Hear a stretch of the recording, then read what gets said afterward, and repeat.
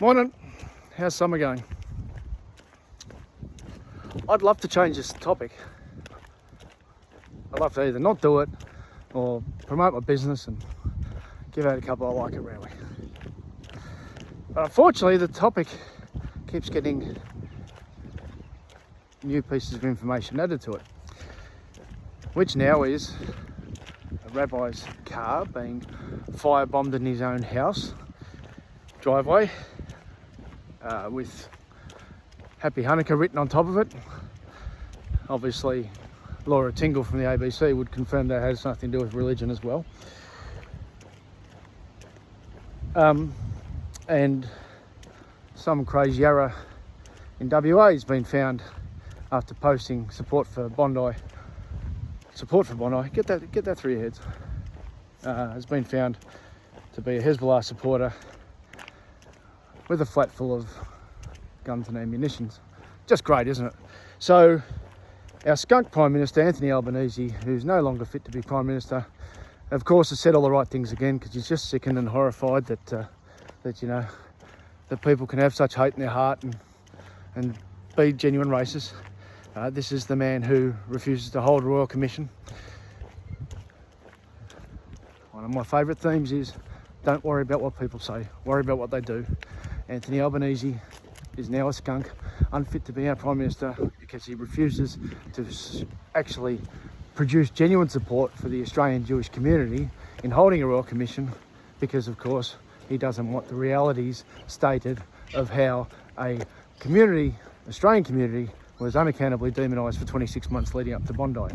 So that's why he doesn't want it, and because at the Bondi service a week after the atrocity he was roundly booed and asked not to speak, he now knows he's lost a section of the community forever, and decent Australians are now questioning him who have no connection to either community. So like the rat that he is, he's gone into survival mode. So I'd like to also ask this on Boxing Day, our iconic sports day. Why is Palestine Pete Lalor still on Channel 7's coverage after Craig Hutchison and SEN sacked him this time last year? Now it's a rhetorical question, sort of, because I don't know the answer, but I think I know the answer. Let me have a guess. I would think that because it happened at the back end of last summer, and he wasn't actually at Channel 7 at the time, that the head of Channel 7 Sport, Chris Jones, thought, well, this will blow over, I won't get involved, whatever, he can stay on. So, and I emailed this to Chris last week, and I'll tell you exactly what else I put in the email. I don't know if you read it, but I'll let you decide. I said, unlike your old flatmate who sacked him, he probably thought this would blow over rather than being dead Australians in the street. Dead Jewish Australians. Jewish Australians targeted because they were Jews by Islamic terrorists.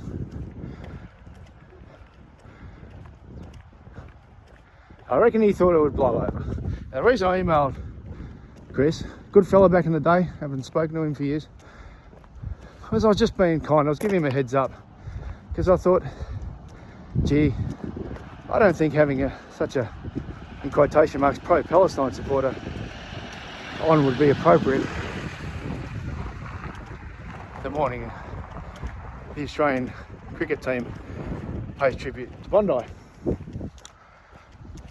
And you wouldn't believe it, he got Daniel Cherney on, who's Jewish background. I don't know what else. Don't know if he's practicing, I don't particularly care either way. But they got him on rather than Pete Lalor, which would be appropriate.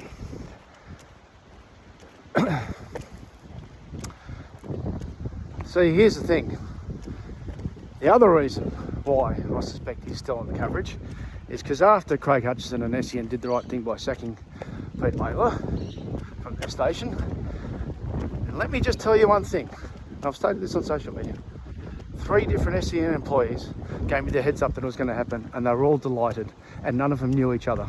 Well, none of them knew each other, that they were contacting me, and none of them were in management.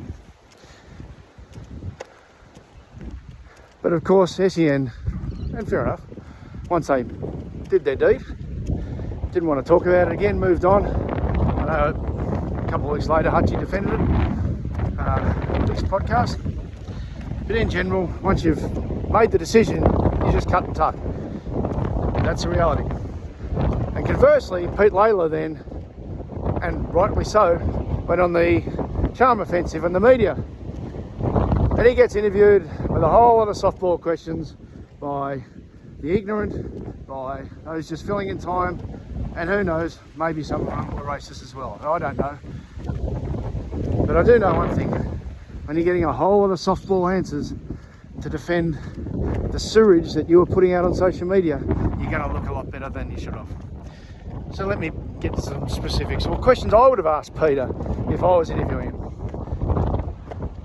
Pete, you care about the Palestinian cause and the Gaza cause, and fair enough, anyone's entitled to. Why, when it's about kids and about the horrors of war, you never mention Syria? You're not as. We don't see stuff about the Ukraine. And more to the point, why, if it's just a humanitarian thing, did you not tweet anything post October 7 about 1,200 people being slaughtered by parachutists who turned up at a music festival unannounced and then went round the corner to a kibbutz? You didn't tweet anything about that, but you've tweeted about the response. Why? And then I'm sure he's got a very good answer, but I would ask that, which I would think would be a good starting point to an interview. I would then say, Pete, the retweets that you do include multiple from someone called Sarah Wilkinson, a stated Holocaust denier. Now, why would people think that's okay if they were fair-minded, that you would give a platform to that person? And he would give his answer. I would then follow up, okay, well, some specifics. For instance, she liked using the phrase prisoner swap, which you of course retweeted, when hostages, civilian hostages who, like I said, just turned up at a music festival or might have been in their house around the corner, the ones who weren't murdered, the ones that you don't talk about when they were murdered, which is how the war started, they were hostages. And part of the dealings between Israel and Hamas was to release some of the hostages, and Israel would release prisoners, of which, and they were all stated, so it's public information, mass murdering terrorists were released just to get civilians out of their hole. Why do you think prisoner swap is an appropriate term there? And he would give his answer.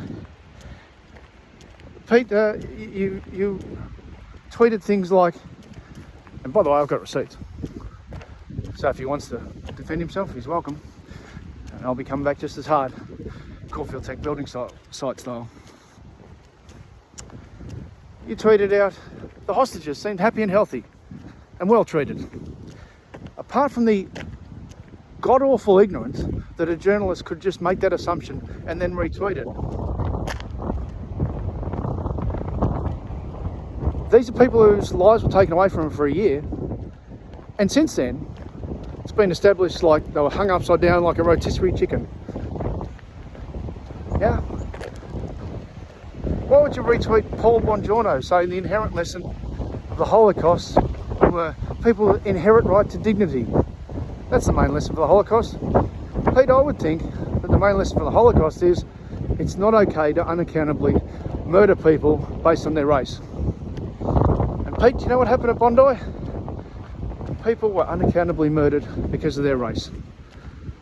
So at the moment, the causes that you retweeted, that SEN sacked you for, that Channel 7 have chosen to ignore, seem a little bit on the inconsistent side. So as I said, it's a rhetorical question. I know why Channel 7 re-employed Peter Lalor, because to use that old David Baddiel saying again, Jews don't count. This disgusting atrocity happened because people turned a blind eye, people were inconsistent, people were hypocrites, and people allowed a community to be demonised for 26 months. And now there are some, including a 10-year-old girl, who are dead because of it.